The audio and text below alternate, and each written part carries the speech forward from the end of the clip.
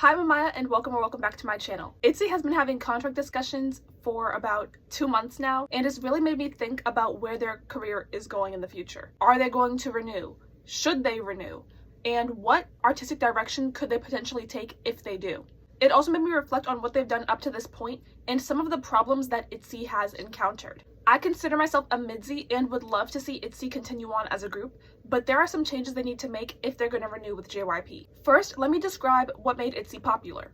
Some of their members were already popular for being on survival shows. For example, Ryujin was on Mix 9 and Chaeryeong was on 16, which went on to form Twice. Chaeryeong is also the younger sister of Chaeyeon, who debuted a year earlier in IZ*ONE, and at that time IZ*ONE was one of the most popular 4th gen girl groups. Aside from that, they debuted under JYP, which is one of the big 3 K-pop companies, which definitely helped them have immediate success. They also had a unique musical style, which I will describe in detail. The average Itzy title track consists of more of a focus on dancing as opposed to singing or rapping, speaking, chanting, or shouting the chorus with the whole group, girls will be, a dance break,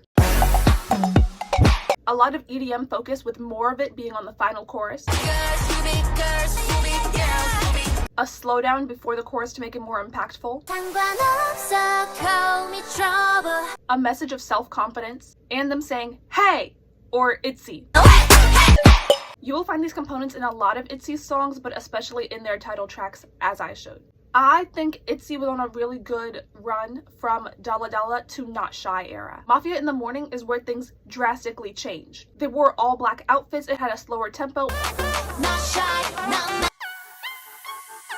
and it really didn't have the EDM styling of their earlier title tracks. I really liked Mafia in the Morning, but even now it's kind of hard to find where it fits in their discography. It's more reminiscent of songs like Shoot and Kill Shot, but I don't think that it fits with most of Itzy's other songs, especially up to that point. This brings up our first problem, which is their lack of direction and failure to commit to changes. After Mafia in the Morning, if Loco was dipping their toes back into their original sound, Sneakers was doing a same thing. Loco was back to being upbeat and the styling was a little bit brighter but still edgy. Once we got to Sneakers and Boys Like You, they were even more childish and bright than their debut Dalla Dalla, despite the members being 3 years older than they were at debut.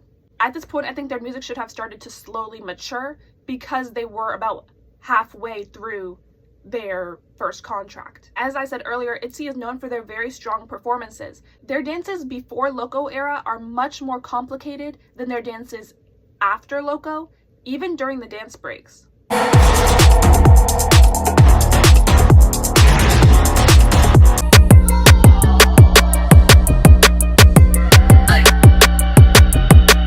We used to see the girls on the floor sliding and moving quickly.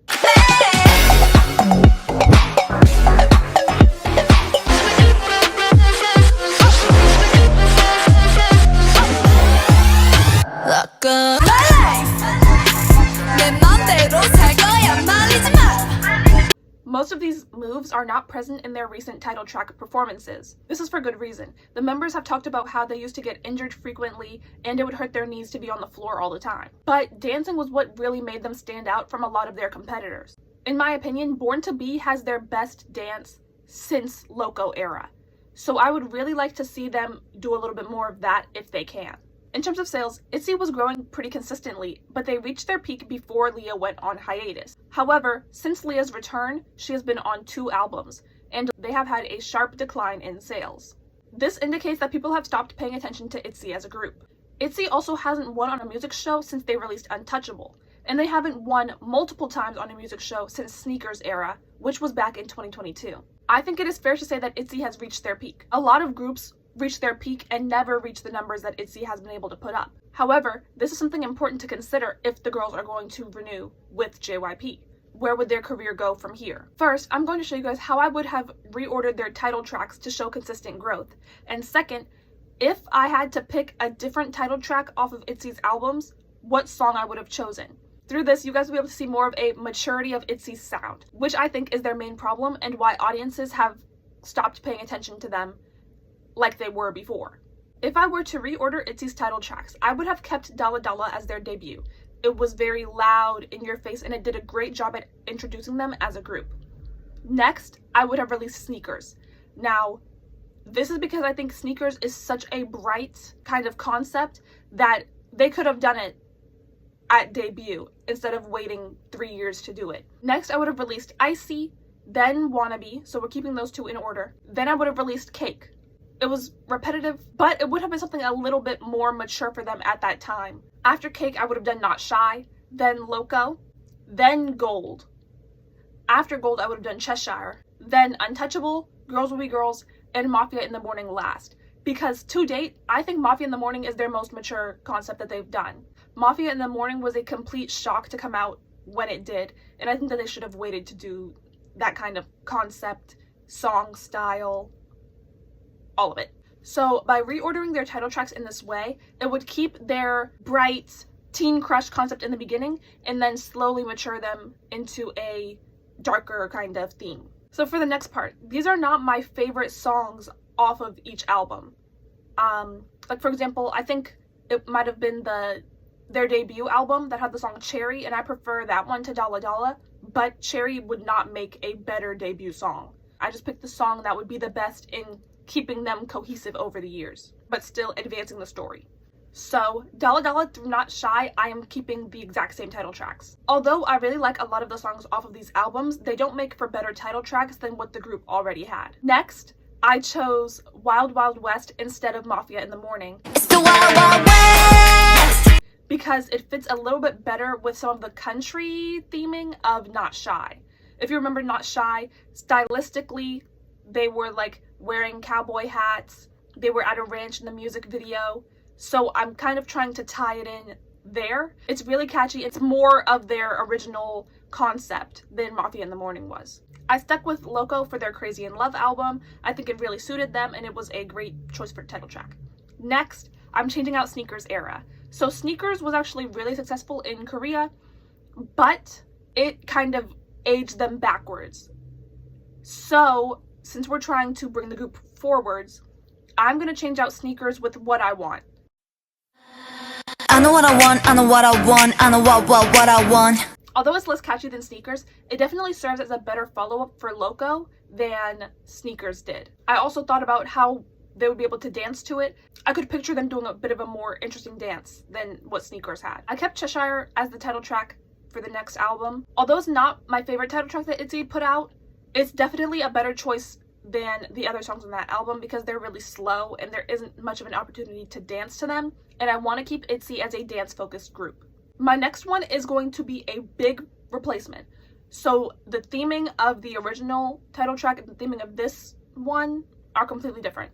I'm going to replace Cake with Kill Shot. Kill Shot, 다음은 guess what? 하나도 남김없이 모두 해쳐. Kill Shot, I think it's time to take this kind of a jump in their career. It's catchy, you can dance to it, and it has a little bit of that chanting that most of Itzy's title tracks have. So I think Kill Shot would have been a really good choice. Next up, we have Born to Be. Born to be, born to be, born to be. Which I feel like Kill Shot and Born to Be are like sisters. They are very close styles. So Born to Be would have been the perfect Itzy title track at this point. They did promote it, but they promoted 4 songs off of this album, which I have a video about pre-releases if you guys want to watch that. I'll link in the description. It solidifies their group identity. It goes with their group message of confidence, being who you are. And the dance is also amazing. It's one of their best dances, hands down. Next is their album Gold, and this one had a lot of good B-sides, so it was really hard for me to choose one, but I chose 5. This is after Leah went on hiatus, so when she came back, this would be a great song to perform. I just think it was a really nice song. Also, it has a different beat for them. It's a Jersey club beat. It has the dance break in there. It has their signature Itzy chanting. All of those things that make something kind of an Itzy song, but it's done in a new style, and it would make you interested into, okay, what else do they have to release? That's what I think. Compared to their other title tracks, it would definitely spark interest from people who like a different style of music. Finally, instead of Girls Will Be Girls, I would choose Kiss and Tell. This could have been one of their last like 2 comebacks. So I think that Girls Will Be Girls should stand out. It should make fans think, man, if they renew, like they have so much potential. And I think Girls Will Be Girls kind of rode with what they've been doing, and it didn't give us anything new. I chose it because it's a really fun song for the summer. I think people would really like it. If it was promoted as a title track, it would have been like, wow. I think it would have really shocked people. When you listen to Itzy's other songs, it's clear to see that they have a diverse discography. Their peers are groups like Idol, Everglow, aespa, and From Is 9. Amongst these groups, Everglow's promotions are scarce and half of the group left. From Is 9 also lost half of their group, but Idol and aespa are thriving. Itzy's by no means flopping, but for what we would expect from a JYP group at their 7-year mark, like Stray Kids or Twice, we would expect them to be doing a little bit better. This is why I think if Itzy is going to renew, they have to have something new to show us. They have to have some type of musical direction that is not going to be predictable, following the exact same formula that we've had for the past 6.5 years. Where could you see them going if they renew their contracts? I also don't see any of the members staying if one of them decides to leave. Like, imagine Yoona leaving and Itzy being, or Ryujin, or Yeji. Every member is so integral to the group that I think if they're going to renew, if they're going to stick around as a group, they're going to be 5. So it's either all or nothing, the same way Twice was. It also seems like JYP really pushes members doing solos. If you remember on their Born to Be album, every member got a solo. And also Yeji did a solo. And as we saw with Twice, every member who could get a solo got a solo. So I'm interested to see what direction they're going to go in the future. They're one of the only groups I've seen under JYP that doesn't have a lot of artistic opportunities. Like, for example, with Twice, we know some of the members have written on songs. With Stray Kids, they've had artistic control since day one. NextZ, they've had members choreograph dances and write lyrics for some of their songs. But I do think that could also have some impact on the group's decision to renew, if they like where the company is trying to take them. Let me know in the comment section what you guys think. Thanks for watching. Don't forget to like, comment, and subscribe, turn on post notifications, and I'll see you in the next one. Bye!